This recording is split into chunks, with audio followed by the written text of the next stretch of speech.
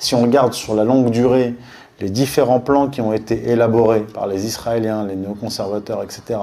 ce qui s'est passé concrètement sur le terrain, la guerre d'Irak sous l'influence du lobby pro-israélien,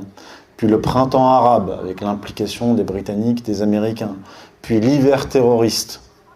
et puis là, dans la séquence qu'on est en train de vivre, l'épuration ethnique et le génocide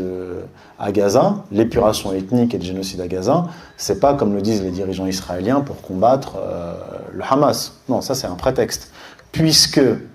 ce qu'ils sont en train de faire à Gaza, ils l'avaient prévu depuis au moins 20 ans. Il y a des documents et des rapports qui remontent à 2000-2001 sur le projet d'épuration ethnique de la Cisjordanie et de Gaza. Et plus précisément, en juillet 2014, pendant le bombardement de Gaza, le vice-président de la Knesset, le vice-président du Parlement israélien, Moshe Feiglin, publie un rapport, pas un rapport, un plan pour Gaza. Et dans ce plan, il écrit précisément ce qui est en train de se passer depuis octobre 2023. C'est-à-dire, il dit qu'il faut utiliser une puissance de feu maximale contre Gaza, sans prendre en compte les boucliers humains, donc viser la population civile, expulser toute la population de Gaza vers le Sinaï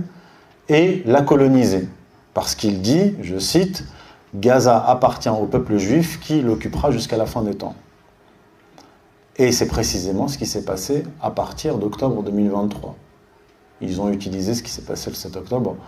comme prétexte. Et d'ailleurs, entre-temps, entre 2014 et 2023, en 2018, de hauts fonctionnaires américains rapportent que Netanyahou a proposé un plan d'épuration ethnique aux Américains, en leur disant que, de toute façon, Sisi, le président égyptien, acceptera de recevoir toute la population de Gaza, et puis on enverra les Palestiniens de Cisjordanie en Jordanie. Sisi a dit non, je n'ai jamais donné mon accord pour cela. Et ce projet, enfin cette proposition, a été faite encore, donc elle a été faite à Obama, donc ça c'est un article de 2018 qui a été rapporté par Haaretz, qui dit que ça a été proposé à Obama, puis en 2018 à l'administration Trump. Donc les dirigeants israéliens et Netanyahou au premier chef préparaient cette épuration ethnique. Et donc si on oublie un peu l'idéologie,